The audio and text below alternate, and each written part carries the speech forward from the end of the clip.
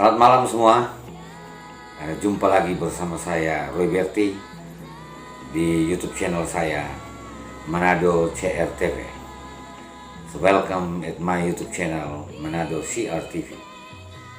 Jadi untuk malam hari ini saya akan mencoba memberikan informasi, update informasi apa yang saya ikuti dan apa yang saya ketahui. Jadi memang di tengah COVID-19 ini, Dinas Pariwisata Sulawesi Utara itu berusaha untuk mempersiapkan sumber daya manusia, terutama untuk pariwisata.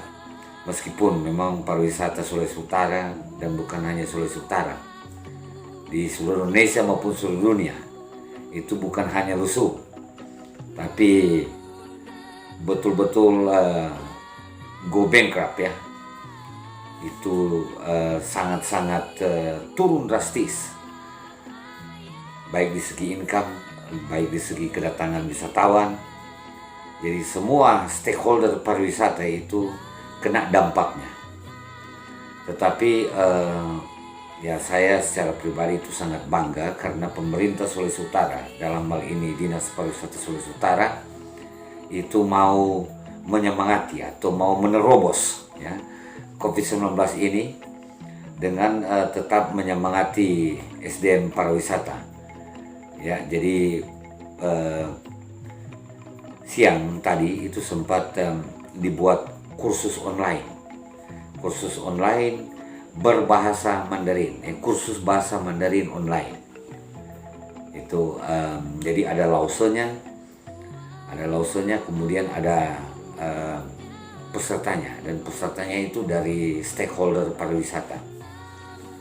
Nah, saya sebagai tour guide yang bernaung di Indonesian Tourist Guide Association atau Himpunan Pariwisata Indonesia, kami juga diundang dan dikasih kesempatan untuk belajar bahasa Mandarin.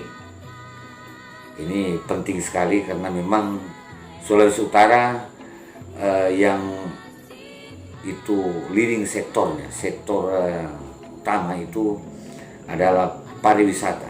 Jadi pariwisata menjadi prime mover untuk sektor-sektor yang lain. Karena memang ini sedikit ulasan sedikit informasi sedikit soal pariwisata sebelum masuk ke kursus bahasa Mandarin. Karena memang ini sudah diperhitungkan masak-masak oleh pemerintah pusat maupun pemerintah daerah. Jadi dia bisa memberikan manfaat ataupun dorongan buat sektor-sektor lain untuk maju. Contoh, dengan adanya pariwisata, dengan adanya wisatawan itu dengan sendirinya wisatawan membutuhkan beras, membutuhkan makanan makanan, tempat menginap. Nah, makanan ini contoh kecil. Makanan itu artinya bahan-bahan makanan itu harus diambil di mana? Restoran ambil di mana? Misalnya ikan, beras, bumbu-bumbu dan lain-lain. Tentunya ambilnya ke nelayan untuk ikan, daging ambilnya ke peternak, kemudian beras dan lain-lain ambil ke petani. Ini hanya salah satu contoh di mana bagaimana sektor pariwisata bisa mendorong mengangkat sektor yang lain untuk maju bersama-sama. Jadi itu sekedar contoh. Nah, di Sulawesi Utara itu di tahun kemarin itu paling banyak tamu yang datang, wisatawan yang datang dari Cina, wisatawan asing Jadi Sulawesi Utara itu didominasi oleh Cina. Nah, itulah sampai Dinas Pariwisata itu meskipun di tengah COVID-19 ini, saya bilang tadi, menerobos COVID-19 dengan memberikan atau membekali stakeholder pariwisata, SDM pariwisata dengan kursus Mandarin. Jadi apa yang kami dapat dari Lause tadi, Lause Johnny Lika ya, itu dasar-dasar bahasa Mandarin, mulai dari ya greetings, mulai dari beberapa kata yang harus dihafal, contoh ya Chow Sang Hao, selamat pagi, kemudian Xiao Hao, Wang Sang Hao, ya, Ni Hao Ma, Ni Chao sama Mingce. Jadi sangat-sangat bagus, dan rencananya ini baru sesi pertama. Jadi Dinas Pariwisata itu akan tetap melanjutkan dengan sesi kedua.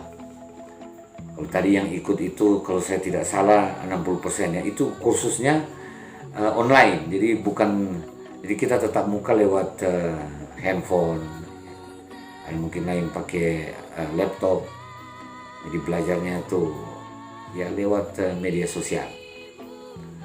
Memang tidak seperti tatap muka,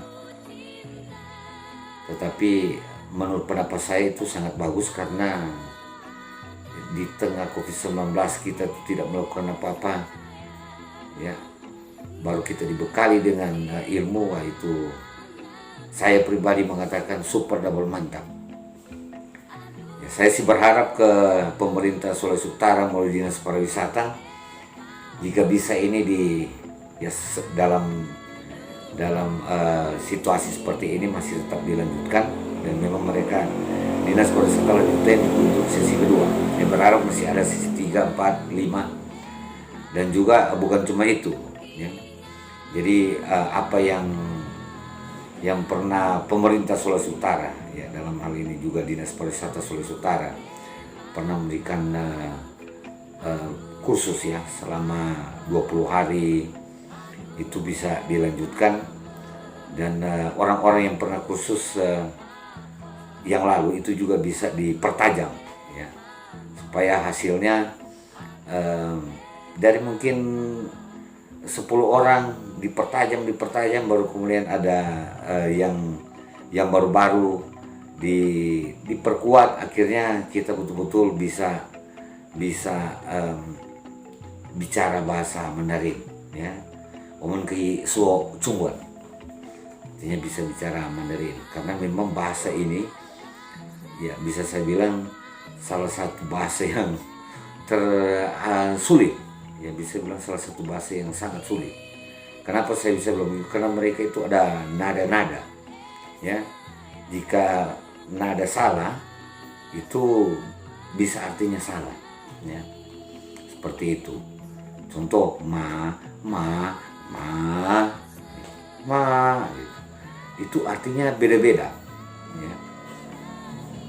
Jadi memang itu, jadi sekali lagi saya sangat apresiasi dengan apa yang telah dilakukan oleh pemerintah Sulawesi Utara, dalam hal ini Dinas Pariwisata Sulawesi Utara ya. Semoga SDM-nya yang ikut ini betul-betul juga ya harus tetap belajar, jangan hanya berharap apa yang sudah diberikan, ya, kita tetap belajar. Jangan selesai kursus misalnya ada sesi 1, sesi 2 sampai sesi 30, tahu-tahu tidak ada hasil. Nah, itu dalam arti bukan tidak hasil karena pemerintah, tapi dari kita pribadi yang ikut itu tidak mau belajar ya. Apapun yang dikasih oleh pemerintah, jika kita sudah ambil dan tidak mau belajar, ya percuma. Seperti itu. Jadi tetap kita belajar, oke?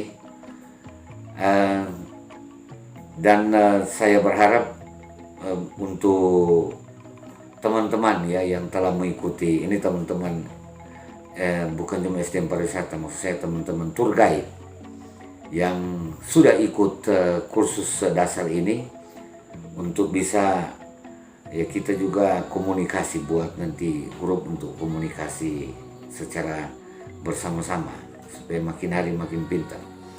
Karena saya juga yakin bahwa setelah COVID-19 ya, after the COVID-19 itu many people will come to North Sulawesi.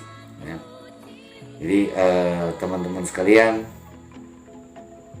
yang nonton video ini, semoga video ini itu bisa jadi motivasi buat teman-teman untuk marilah kita mulai belajar bahasa lain, ya.